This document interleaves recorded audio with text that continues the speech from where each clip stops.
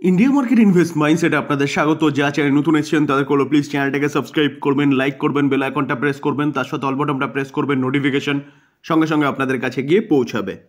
Nifty 50 দেখুন, নিফটিকে দেখলে দেখাবে আজকের দিনে নিফটি কিন্তু প্রায় 0.5% কাছাকাছি একটা ভালো অফসাইড মুভমেন্ট দেখিয়েছে, যেখানে স্যার নিফটি গতকালকে কিছুটা ডাউনসাইড মুভমেন্ট দেখিয়েছিল। তো আজকে কিন্তু নিফটি আবারও রিকভারি করেছে। আর্লি মর্নিংয়ে দেখলে দেখা যাবে গ্যাপ ডাউন ওপেনিং হয়েছিল, সেখান থেকে কিন্তু নিফটি কিন্তু ভালো কামব্যাক দেখিয়েছে। তো নিফটি এখান থেকে আরও ভালো পারফরমেন্স দেখাতে পারে, সেরকমই কিন্তু একটা নিউজ পাওয়া যাচ্ছে। তো চলুন দেখে নিই নিউজটা কী। ইনফ্লেশন কন্ট্রোলে এসছে, তো সেই জায়গায় দাঁড়িয়ে স্যার আরবিআই এপ্রিলের 7 থেকে 9 তারিখে মিটিং হতে চলেছে এবং 9 তারিখে আউটকাম পাওয়া যাবে। তো এক্সপেক্টেড যে আরবিআই রেপো রেট কাট করতে পারে কত 25 বেসিস পয়েন্ট। এটা কিন্তু বলতে পারেন সব ব্রোকিং হাউস এক্সপেক্ট করছে। তো এই জায়গায় দাঁড়িয়ে কিন্তু আরেকটা নিউজ পাওয়া যাচ্ছে। কি নিউজ? যেখানে FY26 যেটা 1 এপ্রিল থেকে চালু হতে চলেছে, তো FY26-এ বলছে 75 বেসিস পয়েন্ট কিন্তু আরবিআই রেট কাট করতে পারে। এটা একটা ব্যাপক বড় নিউজ ইন্ডিয়ান মার্কেটের জন্য, যেখানে রেট কাট হওয়া মানে রেপো রেট কাট হওয়া মানে লোন সস্তা হওয়া, লোন সস্তা হওয়া মানে মার্কেটের লিকুইডিটি আসা। সেখানে আপনি আপনার গাড়ি বাড়ির স্বপ্ন বলুন বা ছোটোখাটো জিনিস কেনার স্বপ্ন বলুন, বা অনেকে মার্কেট থেকে লোন নিয়ে সেটা ইনভেস্টমেন্ট করে, সেই দিকে বলুন। লোন সস্তা হওয়া মানে কিন্তু স্যার মার্কেটের লিকুইডিটি বাড়বে, লিকুইডিটি বাড়া মানে ইকুইটি মার্কেট ভালো করবে। তো স্যার এটা কিন্তু একটা ব্যাপক বড় নিউজ। তো স্যার এই যে 75 বেসিস পয়েন্ট যে FY26-এর রেট কাটের কথা বলছে, এটা কে বলছে? স্যার এটা নিশ্চয়ই আমি বলছি না, এটা বলছে গিয়ে কি যে chief economist and head public finance Devendra Kumar Pant, তিনি বলছেন। হিন্দুস্তান অ্যারোটিক লিমিটেড, প্রায় প্রতিদিন বেসিস কিন্তু এই কোম্পানিটাকে নিয়ে একের পর এক নিউজ পাওয়া যাচ্ছে এবং কোম্পানিটা ভালো আপসাইড মুভমেন্টও দেখাচ্ছে। যেখানে গতকালকে আমরা দেখেছিলাম যে এই কোম্পানিটার ফার্স্ট ইঞ্জিন জেনারেল ইলেকট্রিক থেকে কিন্তু এসছে। তো আজকের দিনে কালকে 4% মতন একটা ভালো আপসাইড মুভমেন্ট দেখিয়েছে, আজকেও কিন্তু কোম্পানিটা 1% মতন ভালো আপসাইড মুভমেন্ট দেখিয়েছে, যেখানে আরও কিছু ভালো আপডেট এই কোম্পানিটাকে নিয়ে পাওয়া যাচ্ছে।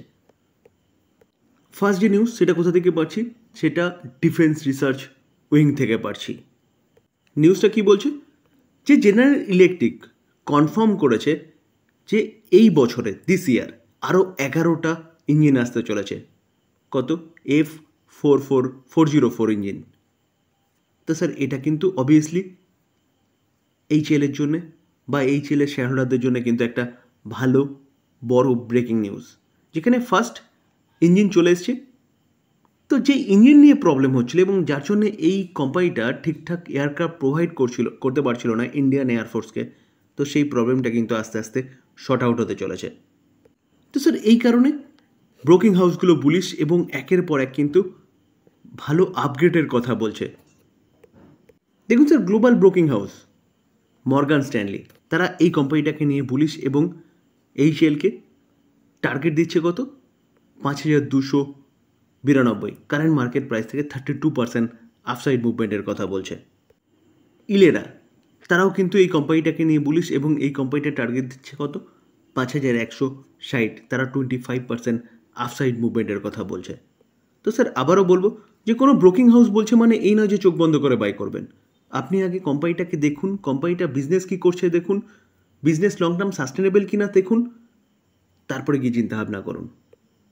আমি জাস্ট নিউজগুলো পাওয়া যাচ্ছে সেগুলো আপনাদের সামনে তুলে ধরার চেষ্টা করছি। বিইএমএল কোম্পানিটাকে দেখলে দেখাবে, দেখুন আজকের দিনে কোম্পানিটা প্রায় 17% একটা ভালো আপসাইড মুভমেন্ট দেখিয়েছে। তো বিইএমএল এই কোম্পানিটা হঠাৎ করে কী হলো যে আজকের দিনে এতটা ভালো মুভমেন্ট দেখিয়েছে, একদিনে 17%, একটা ব্যাপক বড় নিউজ এই বিইএমএলকে নিয়ে পাওয়া যাচ্ছে। তো চলুন দেখে নিই নিউজটা কী। দেখুন এই আর্টিকেল দেখলে দেখা যাবে বিএমএল শেয়ারটা আজকে 17% ভালো আপসাইড মুভমেন্ট দেখানোর পিছনে কারণ হচ্ছে ছত্তিশগড় গভর্নমেন্ট কী করেছে, ইনভাইট করেছে কিসের জন্য, অ্যাডভান্স মাইনিং ইকুইপমেন্ট প্ল্যান প্ল্যান্টের জন্য, যেখানে ছত্তিশগড়ে কিন্তু BEML advance mining equipment plant তৈরি করতে যাচ্ছে। তাকে ইনভাইট করছে কে? Chhattisgarh government.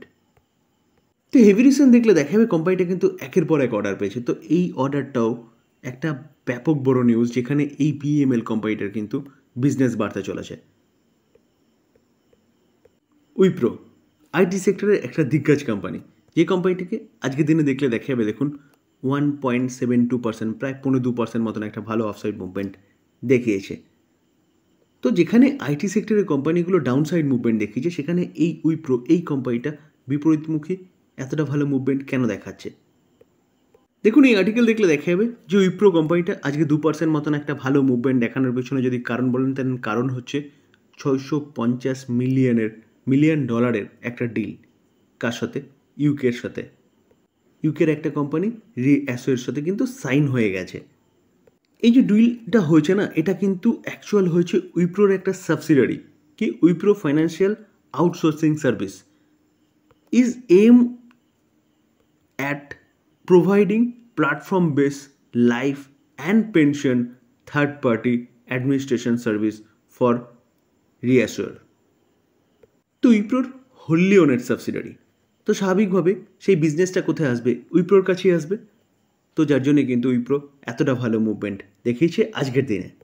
Adani energy solution limited. তো আদানি এনার্জি মানে বুঝতে পারছেন যে কোম্পানিটা কোন সেগমেন্টে কাজ করে। কোম্পানিটা কিন্তু রিনিউয়েবল সেগমেন্টে কাজ করে। আজকের দিনে দেখলে দেখা যাবে কোম্পানিটা 8%, 8.5% একটা ভালো আপসাইড মুভমেন্ট দেখিয়েছে। যেখানে ওপেন হয়েছে সেখান থেকে ভালো একটা লেফট থেকে রাইটে ওপরের দিকে মুভমেন্ট দেখিয়েছে। তো এতটা ভালো মুভমেন্ট দেখানোর পিছনে কারণ কি? অবভিয়াসলি এই কোম্পানিটাকে নিয়ে কিন্তু একটা ব্যাপক বড় নিউজ পাওয়া যাচ্ছে। চলুন দেখে নিই নিউজটা কি পাওয়া যাচ্ছে। দেখুন, এই আর্টিকেল দেখলে দেখাবে আদানি এনার্জি আজকে ভালো জাম্প করার পিছনে কারণ ডিল হয়েছে কার সাথে? RECর সাথে, একটা PSU কোম্পানি বা গভর্নমেন্ট বেস কোম্পানি, যেখানে to buy out Mohan transmission. তো এই আর্টিকেল দেখলে আরও ভালো ক্লিয়ার হবে যে আদানি এনার্জি সলিউশন সাইন করেছে কি পারচেস এগ্রিমেন্ট কার সাথে? PSU RECর সাথে, যেটা সাবসিডিয়ারি ছিল। তো কি করতে চলেছে Adani energy solution? 100% stake acquire করতে চলেছে ইন মোহন ট্রান্সমিশন লিমিটেড, অর্থাৎ MTL এর। এটা একটা ব্যাপক বড় নিউজ আদানি এনার্জি সলিউশনের জন্য, যেখানে আদানি এনার্জি সলিউশনের বিজনেস বাড়তে চলেছে। তার জন্যই কিন্তু আজকে মার্কেট সেলিব্রেট করেছে এই কোম্পানিটাকে নিয়ে। এবং তার পাশাপাশি RECকেও দেখলে দেখা যাবে কিন্তু REC 1.5% মতন একটা ভালো আপসাইড মুভমেন্ট দেখাচ্ছে। যেখানে REC এই কোম্পানিটা একটা NBFC কোম্পানি, যে কোম্পানিটা রিনিউয়েবল সেগমেন্টে ফাইন্যান্স প্রোভাইড করছে। এখন আগে কি ছিল? পাওয়ার সেগমেন্টে ফাইন্যান্স প্রোভাইড করতো। তো এই কোম্পানিটা যদি আমরা রিটার্ন দেখলে দেখা যাবে দেখুন 5 বছরে 577% রিটার্ন দিচ্ছে। কখন? যখন হাই থেকে কিন্তু অনেকটা নিচে রয়েছে এই কোম্পানিটা। আমরা যদি ম্যাক্সিমাম চার্ট প্যাটার্ন দেখি তাহলে দেখলে দেখা যাবে দেখুন এই কোম্পানিটার বিজনেসের তেমন কোনো দম ছিল না। দম কেন এসছে? দম আসার পিছনে কিন্তু কারণ হচ্ছে রিনিউয়েবল এনার্জি। তার জন্যই কিন্তু এই কোম্পানিটা এতটা ভালো মুভমেন্ট দেখিয়েছে লাস্ট 5 বছরে। তো আজকের দিনে এই নিউজ চলতে কোম্পানিটা 1.5% মতন একটা ভালো আপসাইড মুভমেন্ট দেখাচ্ছে। দেখুন স্যার, ডিসক্লেমার দিয়ে রাখি, কোনো বাই রেকমেন্ডেশন নয়। এই চ্যানেলে বা এই ভিডিওতে যেসব কোম্পানিগুলো নিয়ে আলোচনা করলাম সেগুলো জাস্ট নিউজ পাওয়া যাচ্ছে, সেগুলো আপনাদের সামনে তুলে ধরার চেষ্টা করলাম। কোনো বাই রেকমেন্ডেশন নয়।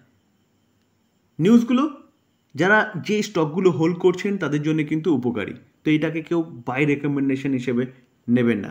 বাই করার আগে ফার্দার অ্যানালাইসিস করবেন, তারপরে বাই করবেন, বা আপনি আপনার ফাইন্যান্সিয়াল অ্যাডভাইজারের সাথে কথা বলে নিয়ে তারপর বাই করবেন। থ্যাংক ইউ, ভালো থাকবেন।